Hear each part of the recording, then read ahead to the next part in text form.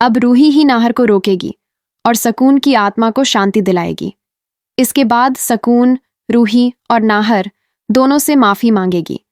जहां नाहर को घर में देखकर रूही को बहुत खुशी होती है, वहीं जब उसे सकून कहीं दिखाई नहीं देती तो वह नाहर से उसके बारे में पूछती है। लेकिन नाहर को कुछ याद नहीं होता।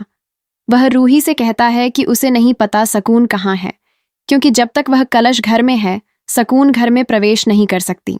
यह सुनकर सकून नाहर की मदद से उस कलश को हटाने की योजना बनाती है। किसी तरह वह नाहर को घर से बाहर बुला लेती है और एक बार फिर उसे अपने वश में करके साफ साफ कहती है कि उसे वह कलश हर हाल में घर से हटाना होगा।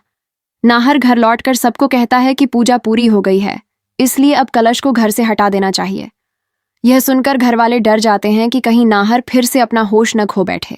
आखिरकार दादी सबको समझाकर वह कलश हटा देती हैं, जिससे सकून के घर आने का रास्ता साफ हो जाता है।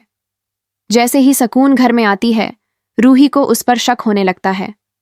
उसे लगता है कि जरूर सकून का उस पेंटिंग से कोई ना कोई रिश्ता है, क्योंकि कलश हटने के बाद ही वह घर में आई है।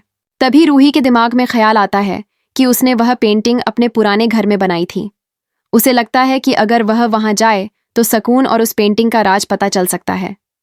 रूही जैसे ही अपने पुराने घर पहुंचती है और दरवाजा खोलने लगती है, तभी उसकी पड़ोसन आवाज लगाती है, रूही, ये दरवाजा मत खोलो। रूही हैरान होकर पूछती है, क्यों? पड़ोसन कहती है कि उस घर में एक भूत रहता है। यह सुनकर रूही को बहुत बड़ा झटका लगता है।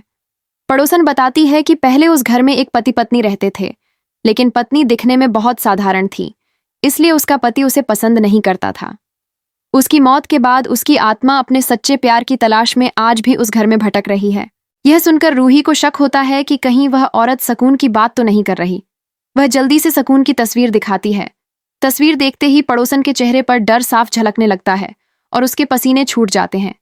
वह कांपते हुए कहती है, हाँ, यही वही औरत है। यह सुनते ही रूही को सब समझ में आ जाता है। वह तुरंत दरवाजा खोलकर घर के अंदर जाती है, जहां का नजारा देखकर उसके होश उड़ जाते हैं। वहां दिवाली का सामान और एक सिंदूर की डिब्बी रखी होती है।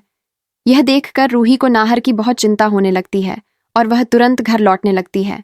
उधर घर में सकून नाहर के पास जाकर उससे कहती है कि वह उससे शादी करे।